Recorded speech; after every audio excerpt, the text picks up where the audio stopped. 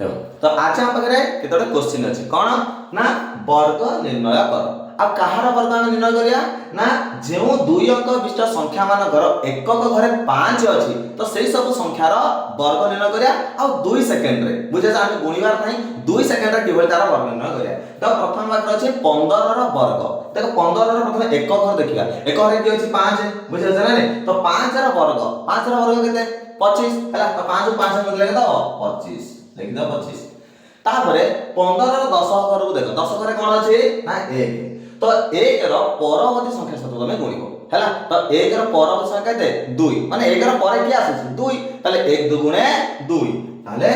आसी दुटा हम आगे लिखा अछि आगे ताले हेला 225 ताले 15 रो वर्ग हला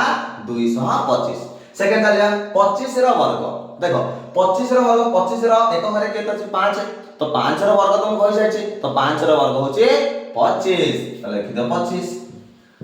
ताले को 25 रो 10 घरे कि अछि 2 हम को कहथिली जे 10 घरे जो संख्या थिबो तमे ता परवर्ती संख्या सहित गुण दो तो 2 2 रो परवर्ती संख्या केते 3 तेनु 2 को 3 से गुण ताले 2 3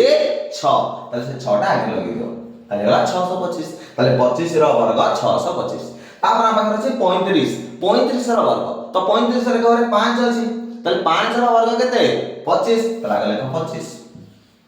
तापर 35 से 10 घरे केते अछि 3 तो 3 को कहा से गुणिबा तार परवर्ती संख्या से 3 परवर्ती संख्या केते 4 ताले 3 को 4 से गुण ताले 3 4 12 ताले से 12 आगे लिखि दो ताले 1225 ताले 35 रो वर्ग 1225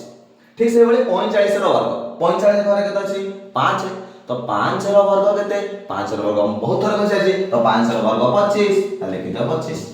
तापर जे 45 10 घर 45 रो 10 घरे केते अछि ना 4 हैला तो 4 4 कहां से गुणिया 4 परवर्ती संख्या 4 रो परवर्ती संख्या केते 5 तो 4 को 5 से गुणिया ताले 4 5 20 लिखि दो 20 ताले होला 2025 ताले 45 रो वर्ग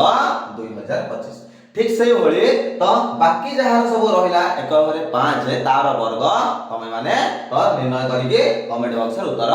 दियो हैला तो 55 वर्ग केते 65 वर्ग केते 75 85 आ 95 रो वर्ग केते तुमे माने कमेंट बॉक्स रे उत्तर दियो हैला धन्यवाद।